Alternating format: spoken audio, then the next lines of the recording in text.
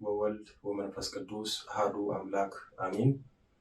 በውጭም በሀገር ውስጥ ያላችሁ የተወደዳችሁ የእግዚአብሔር ቤተሰቦች የወለላይቱ እመቤት የድንግል ማርያም የአስራት የቃል ኪዳን ልጆች የቅዱሳን መላእክት የጻድቃን የሰማዕታት ወዳጆች በያላችሁበት የክርስቶስ ሰላም ይድረሳችሁ። የእግዚአብሔር ልጆች ዛሬ የድንግል ማርያም ልጅ መድኃኒታችን ኢየሱስ ክርስቶስ በረዳን መጠን የክብርት እናቱን የእመቤታችንን ጸሎትና ምልጃ ተስፋ አድርገን ስለ አምልኮት ስግደትና በአምልኮት ስግደት ዙሪያ ለሚነሱት ጥያቄዎች መልስ በመስጠት እንማማራለን። የቅዱሳን አምላክ ልዑል እግዚአብሔር ምስጢሩን ይግለጽልን። ስለ ዕለት ተዕለት የአምልኮት ስግደት ከማንሳታችን በፊት ትንሽ ስለ አጠቃላይ ስግደት እንነጋገር። ብዙዎቻችን ስግደት እንሰግዳለን ብለን ለመናገር አያስደፍርም፣ አንሰግድማ። ያው የተለመደው የስቅለት ቀን በተለይ ዓርብ እንደ አቅማችን ሰግደን እስትራፖ ሸምተን የምንመለስበት ስግደታችን ካልሆነ በስተቀር ስግደትን ከጸሎት አካል አካተን አናይም። ስግደት በየትኛውም ክፉ መናፍስት ላይ ትልቅ የበላይነት አለው። አንድ ነገር ወቁ፣ በጸሎት ሰዓት ክፉ መናፍስት ሐሳባችንን ይበትናሉ። በስግደት ሰዓት ግን ክፉ መናፍስት ይበተናሉ። ስንሰግድ በጉልበታችን መስዋዕትነት በሰውነታችን የተሰገሰጉትን ክፉ መናፍስት ልንቀንሳቸው ብሎም ልናርቃቸው እንችላለን። በተለይ ዛሮች፣ አጋንንት፣ ሰይጣን፣ መተት፣ ሉሲፈር ሰዎች ላይ ሲቀመጡ ከነሰራዊታቸው ነው። በየዕለቱ ስትሰግዱ ሰራዊታቸውን ይቀንሳሉ።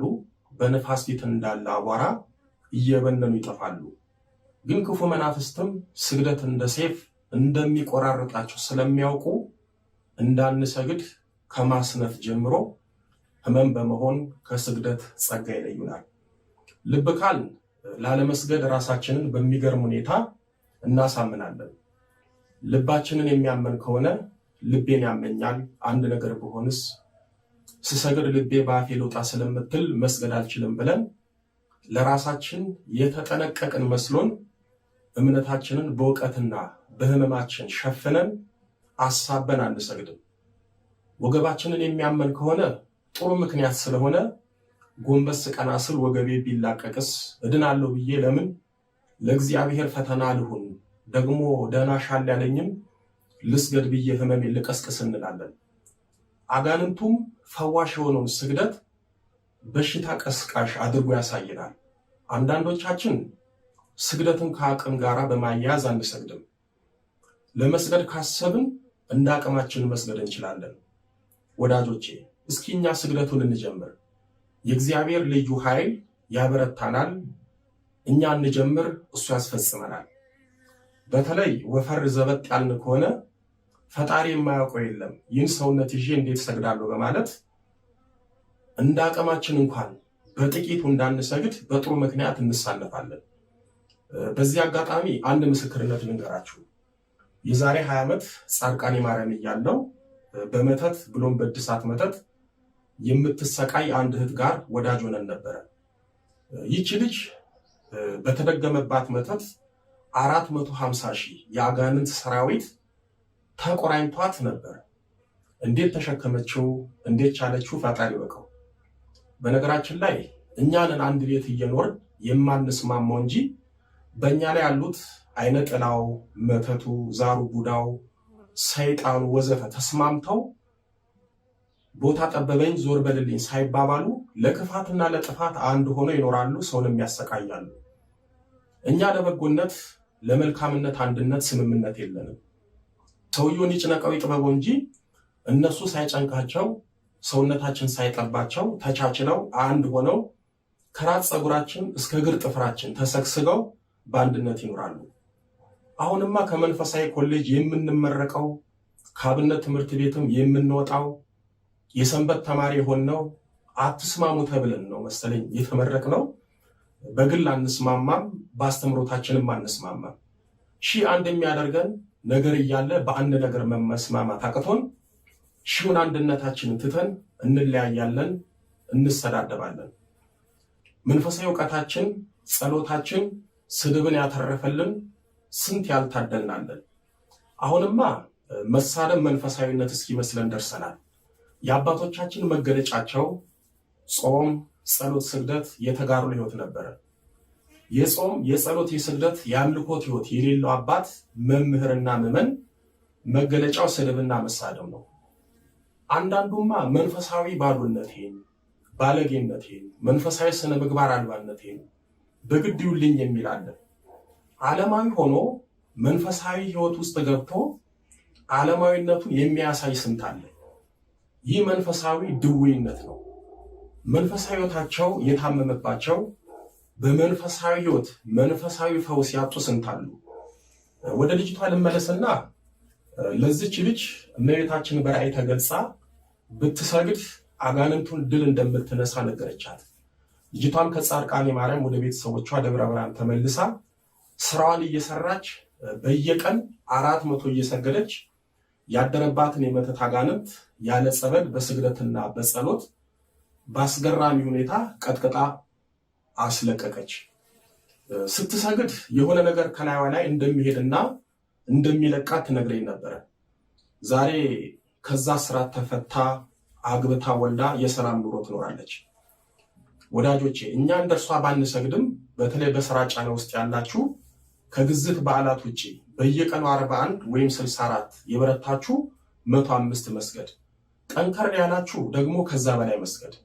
ስግደት አማራጭ የሌለው ተመራጭ መድኃኒት ነው። እንዲሁም የዕለት ተዕለት የአምልኮት ስግደትንም በርትተን መስገድ። ወዳጆቼ ነገ ስንሞት ስጋችን የምስጥ መናከሻ የአፈር ማሟሻ ነው። ገንዘባችሁን ለችግር ጊዜ እንዲሆናችሁ ቆጥቡ እንጂ ጉልበታችሁን ለስግደት አትቆጥቡ። ገንዘባችንን ቆጥበን ጉልበታችንንም ቆጥበን እንዴት ይሆናል?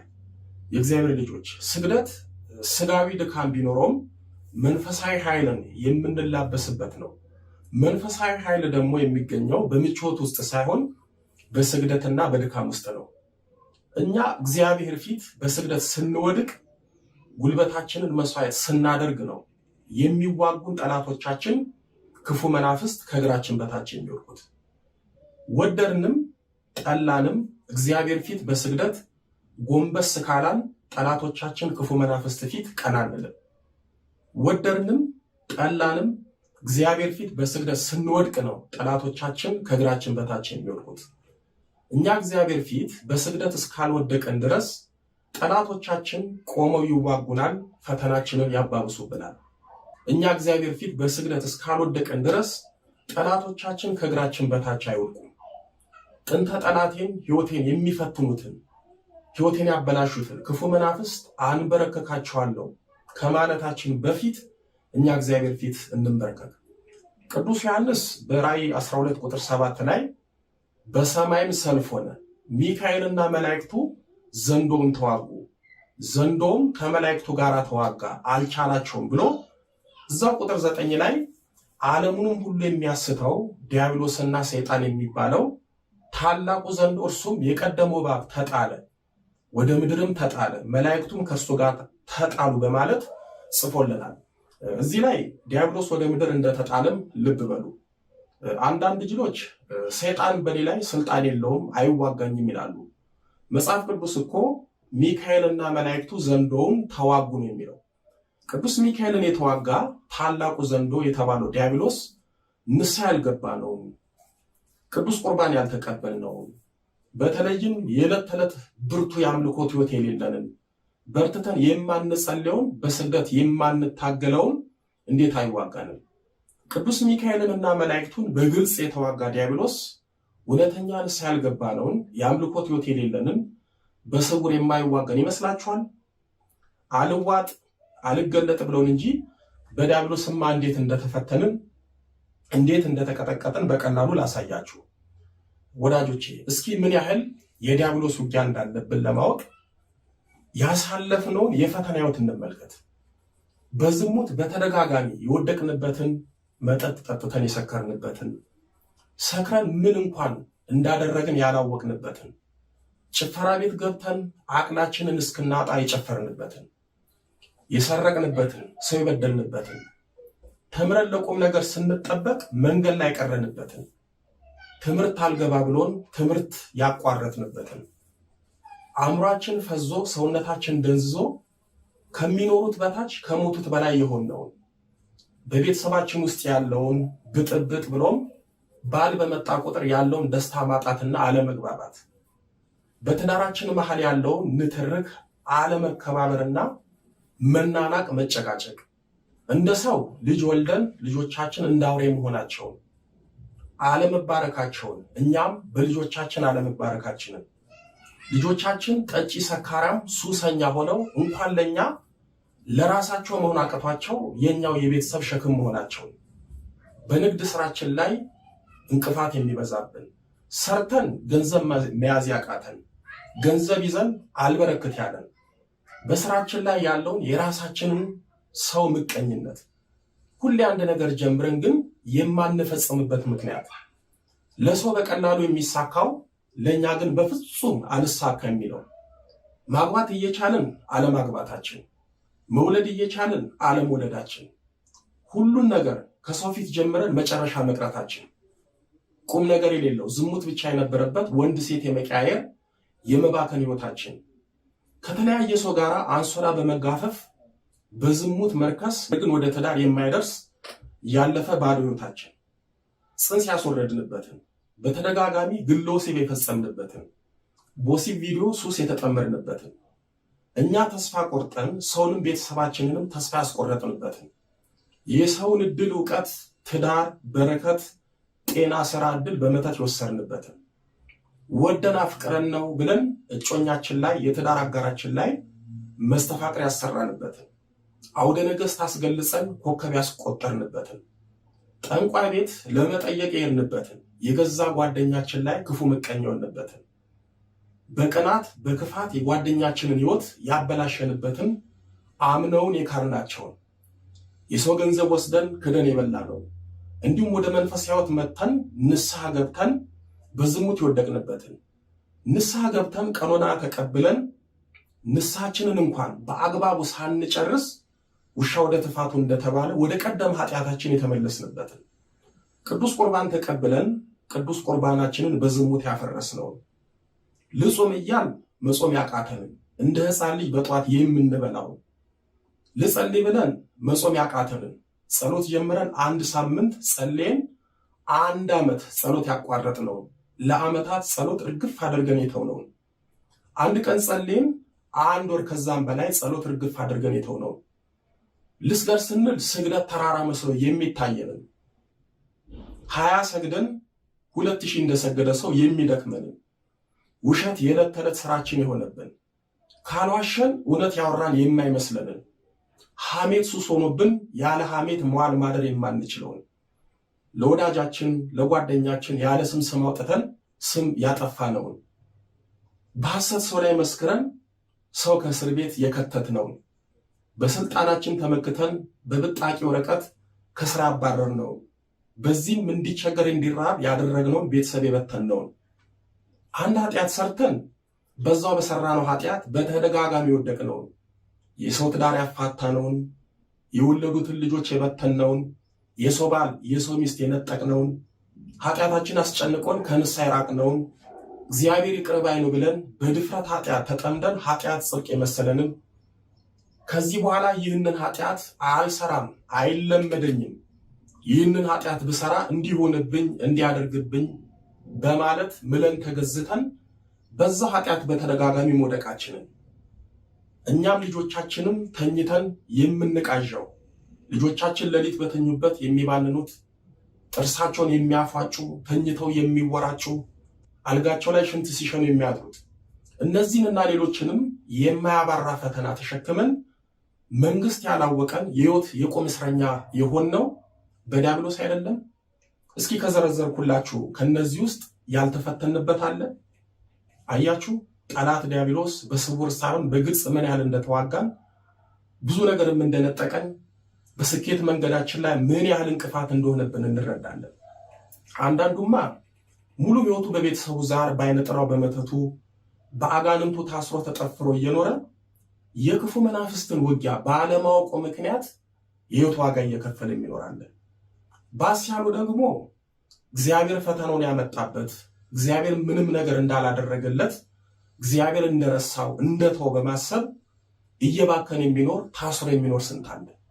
ልብ በሉ ቅዱስ ዮሐንስ ዲያብሎስን ዓለምን ሁሉ የሚያስተው ብሎ እየተናገረ እኛ ደግሞ የተግባራዊ የአምልኮት ሕይወት ሳይኖረን ዲያብሎስ ጌታችንን እንደፈተነው እያወቅን ጌታን በዲያብሎስ ተፈትኖ እንደኔ በዲያብሎስ ትፈተናላችሁ ብሎ በፈተናው አስተምሮን ከጌታችን በልጠን ከቅዱሳን በልጠን ዲያብሎስ አያስተኝም አይፈትነኝም ምንም አቅም የለውም እያል እንጃጃላለን።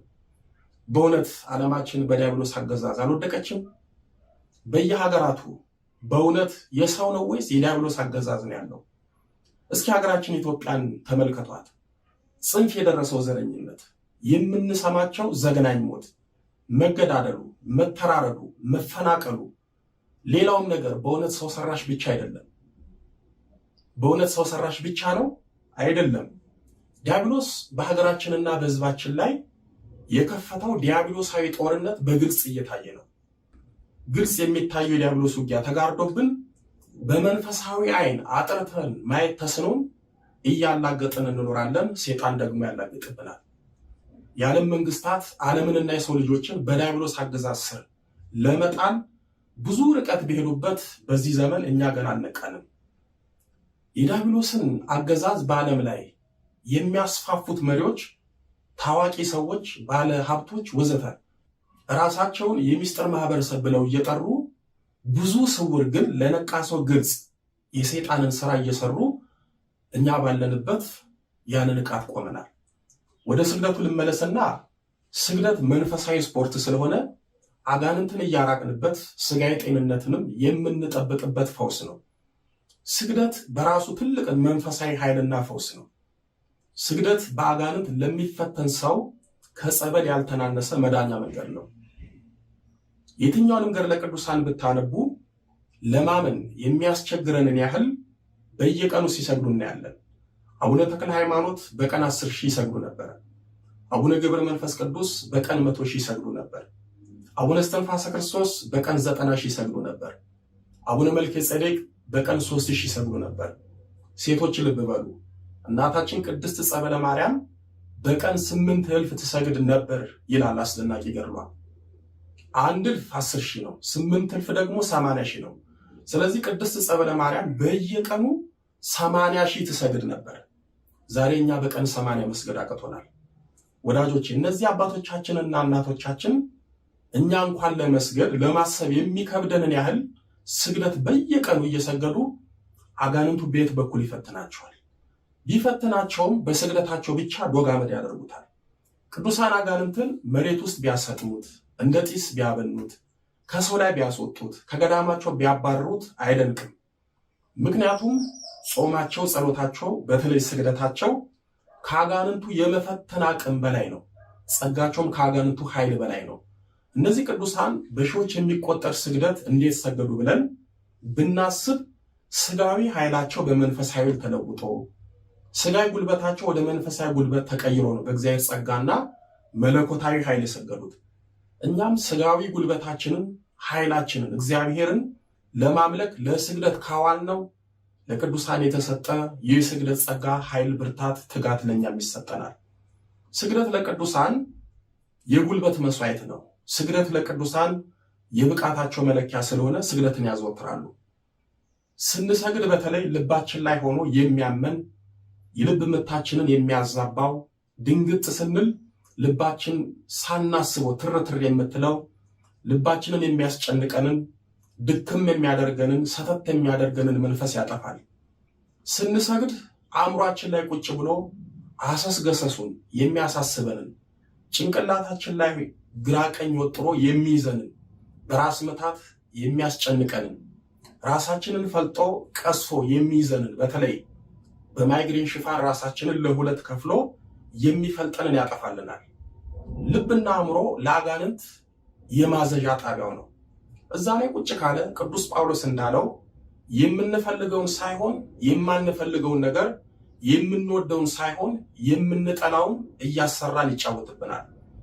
አጋንንቱ ልባችንና አእምሯችን ላይ ከተቀመጠ የምናደርገውን ብናውቅም ላናስተውለው እንችላለን።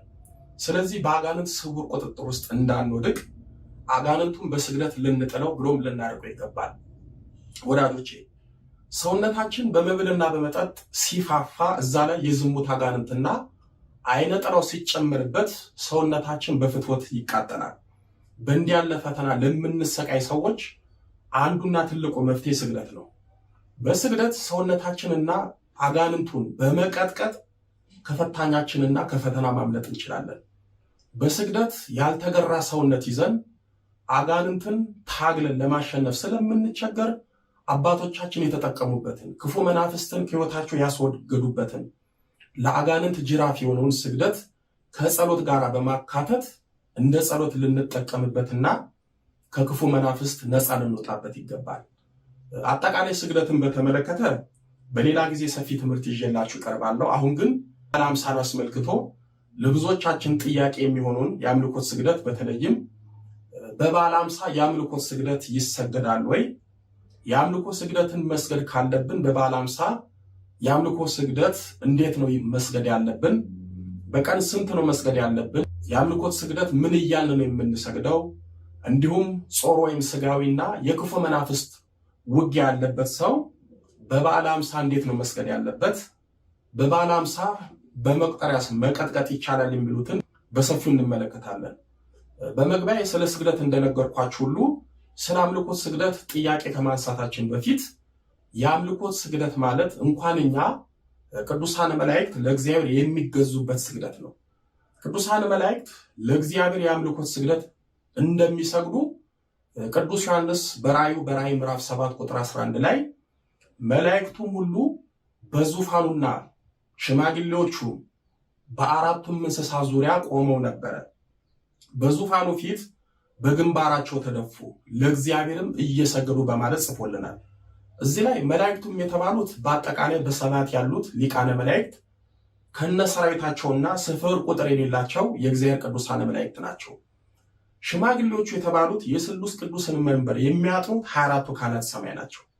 አራቱም እንስሳ የተባሉት የሰው ገጽ፣ የአንበሳ ገጽ፣ የላም ገጽ፣ የንስር ገጽ ያላቸው ኪሩቤል የሚባሉት ናቸው። ስለዚህ በሰማይ ያሉ ሊቃነ መላእክት ከነሰራዊታቸው 24ቱ ካህናተ ሰማይ፣ 40ቱ እንስሳና ቅዱሳን መላእክት በሙሉ ለእግዚአብሔር የአምልኮት ስግደት ይሰግዳሉ። ወዳጆቼ የአምልኮት ስግደት በዓለመ መላእክትም ያለ ነው። ሌላው ትልቁና ዋናው ቁም ነገር ቅዱሳን መላእክት በግንባራቸው ተደፉ ተብሎ ነው የተጻፈው። እኛም ከቅዱሳን መላእክት አንበልጥምና የአምልኮት ስግደት ስንሰግድ እንደ ቅዱሳን መላእክት በግንባራችን ተደፍተን ነው መሆን ያለበት። ቅዱስ ዳዊትም በመዝሙር 97 ቁጥር 7 ላይ ቅዱሳን መላእክት ለእግዚአብሔር የአምልኮት ስግደት እንደሚሰግዱ አውቆ መላእክቱ ሁሉ ሰገዱለት በማለት ጽፏል። የአምልኮት ስግደት ለእኛ ለኦርቶዶክሳውያን ለእግዚአብሔር መገዛታችንን ዕለት ዕለት የምናሳውቅበት መገዛታችንን የምንገልጥበት ነው። የአምልኮት ስግደት ግልጽ እንዲሆንልን በመጽሐፍ ቅዱስ ላይ ስለ አምልኮት ስግደት የተጻፈውን እንመልከት። እንደምታውቁት ሰብአ ሰገል ለጌታችን ወርቅ፣ ዕጣንና ከርቤ ይዘውለት መጥተው ሰጥተውታል ወይም ገብሮለታል። ሰብአ ሰገል ለጌታችን ወርቅና ዕጣን ከርቤ ከመስጠታቸው በፊት ጌታቸው ፈጣሪያቸው እንደሆነ አውቀው ከወርቁና ከዕጣኑ ከከርቤ በፊት ያቀረቡለት ስግደትን ነው። ልብ ብላችሁ ስሙ። የማቴዎስ ወንጌል ምዕራፍ 2 ቁጥር 1 ላይ ወደ ቤትም ገብተው ሕፃኑን ከእናቱ ከማርያም ጋር አዩት፣ ወድቀውም ሰገዱለት፣ ሳጥናቸውንም ከፍተው እጅ መንሻ ወርቅና ዕጣን ከርቤም አቀረቡለት ይላል። እዚህ ላይ ልብ ልንለው የሚገባን ነገር ሰብአ ሰገል ለጌታችን ከእጅ መንሻው በፊት እጅ መንሻ አድርገው ያቀረቡለት የአምልኮት ስግደትን ነው። ልብ በሉ፣ ጠቅለል ተደርጎ ሰብአ ሰገል ተባለ እንጂ ሰብአ ሰገል የተባሉት ሦስቱ ነገስታት ከነሰራዊታቸው ነው። ስለዚህ ሁሉም ለጌታ የአምልኮት ስግደት አቅርበውለታል። ከአምልኮት ስግደት በኋላ ነው እጅ መንሻውን ወርቁን፣ ዕጣኑንና ከርቤውን ያቀረቡለት። ወድቀውም ሰገዱለት ተብሎ የተጻፈው አንድም ለእኛ ነውና እኛም የአምልኮት ስግደት ስንሰግድ እንደ ሰብአ ሰገል ወድቀን ነው መስገድ ያለብን። ወዳጆቼ ሰብአ ሰገል ከእጅ መንሻው ወይም ከስጦታው በፊት ስግደትን እንዳስቀደሙ ሁሉ እኛም ለእግዚአብሔር በየዕለቱ እጅ መንሻ አድርገን የምናቀርበው ጸሎት ነው። ነገር ግን ከጸሎት በፊት የአምልኮት ስግደት ይቀድማል። ይህ ማለት እጅ መንሻውን ጸሎት ከማቅረባችን በፊት እንደ ሰብአ ሰገል ወድቀን የአምልኮት ስግደት ማቅረብ አለብን። ሌላው ጌታችን በሚያደርግበት ጊዜ ቅዱሳን ሐዋርያት ያደረጉትን ነገር ቅዱስ ሉቃስ ጽፎታል። ቅዱስ ሉቃስ በሉቃስ ወንጌል በምዕራፍ 24 ቁጥር 52 ላይ ሲባርካቸውም ከእነርሱ ተለየ፣ ወደ ሰማይም አረገ፣ እነርሱም ሰገዱለትና በብዙ ደስታ ወደ ኢየሩሳሌም ተመለሱ ብሏል። ቅዱሳን ሐዋርያት ጌታችን ሲባርካቸው ሰገዱለት ተብሏል። ዛሬም እኛ ለጌታችን ለፈጣሪያችን ለመድኃኔ ዓለም የአምልኮት ስግደት የምናቀርበው የአምልኮት ስግደት ስለሚገባውና እንደ ቅዱሳን ሐዋርያት ለመባረክ ነው። የአምልኮት ስግደት እንዴት እንደሚያስባርክ አያችሁ። ይህ ብቻ አይደለም። ጌታችን ቅዱሳን ሐዋርያትን ሲባርካቸው እነርሱም ሰገዱለትና በብዙ ደስታ ወደ ኢየሩሳሌም ተመለሱ ተብሎ እንደተጻፈ እኛም ለጌታችን የአምልኮት ስግደት ስንሰግድ እንደ ቅዱሳን ሐዋርያት በብዙ ደስታ እንታጀባለን። በጸጋ በሞገስ በበረከት በቡራኬ በመንፈሳዊ ኃይል መንፈሳዊታችን እንኖራለን። ስለዚህ የአምልኮት ስግደት ዕለት ዕለት በማቅረብ ዕለት ዕለት እንባረክበታለን። ዲያብሎስ ጌታችንን በገዳመ ቆሮንጦስ ሲፈትነው የዓለምን መንግስታት ሁሉ ክብራቸውን አሳይቶ አያፍርምና ጌታችንን ወርቀ ብትሰግድልኝ ይህንን ሁሉ እሰጥሃለሁ አለው ሰጪውን ጌታ። ጌታችንም አንተ ሴጣን ለጌታ ለአምላክ ስገድ እርሱንም ብቻ አምልክ ተብሎ ተጽፏል በማለት እንዳሳፈረው ቅዱስ ማቴዎስ በምዕራፍ 4 ቁጥር 9 እስከ 10 ላይ ጽፎልናል። እዚህ ላይ ልታስተውሉት የሚገባው 3 ነገር አለ። አንደኛው ሴጣን ሰዎች እንዲሰግዱለት ምን ያህል እንደሚፈልግ ጌታን ስገድልኝ በማለት አሳይቶናል። ሁለተኛው የአምልኮት ስግደት የሚገባው የሚቀርበው የሚሰገደው ለእግዚአብሔር ብቻ መሆኑን ነው። ሶስተኛው ለእግዚአብሔር የአምልኮት ስግደት መስገድ እንዳለብን ነው። ስለዚህ ጌታችን በዚህ የሰይጣን ፈተና ያስተማረን አንዱ ነገር የአምልኮት ስግደትን ነው። የአምልኮት ስግደት ሳይሰግዱ የሚጸልዩ ሰዎች ማለት ሰብአ ሰገል ለጌታችን ያቀረቡለትን እጅ መንሻ ገልብጦ ወይም በተቃራኒ ማቅረብ ማለት ነው። ያ ማለት ምንድን ነው? ሰብአ ሰገል መጀመሪያ የአምልኮት ስግደትን ለጌታ አቅርበው ነው እጅ መንሻውን ያስከተሉት ወይም የሰጡት እንጂ እጅ መንሻውን ሰጥተው አይደለም የሰገዱለት። በብዙዎቻችን የአምልኮት ሕይወት የሚታየው ከአምልኮት ስግደት በፊት እጅ መንሻውን ጸሎትን ነው የምናስቀድመው። ከአምልኮት ስግደት በፊት ለጌታችን እጅ መንሻ ወርቅ፣ ዕጣንና ከርቤ የሚሰጥ የሚቀርብ ቢሆን ኖሮ ሰብአ ሰገል አስቀድሞ እጅ መንሻውን ለጌታችን ሰጥተው ከዛ ይሰግዱ ነበር።